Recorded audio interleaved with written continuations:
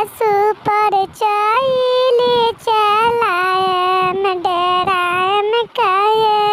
सासु पर चैली चलाएम डेराएम काहे।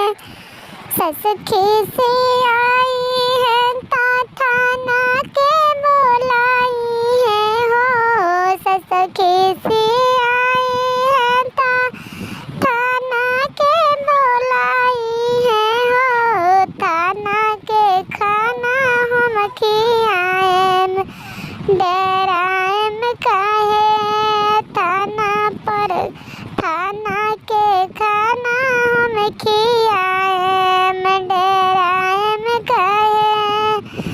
सासु पर चैली चलाएम डेराएम काहे।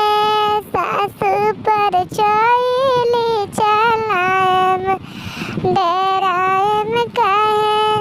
सस खिसियाई है ता ईसबी के बुलाई है हो। सस खिसियाई है ता ईसबी के बुलाई है हो। ईसबी के किसमिस हम खियाएम डेराएम काहे। ईसबी के किसमिस हम खियाएम डेराएम काहे। सासु पर चैली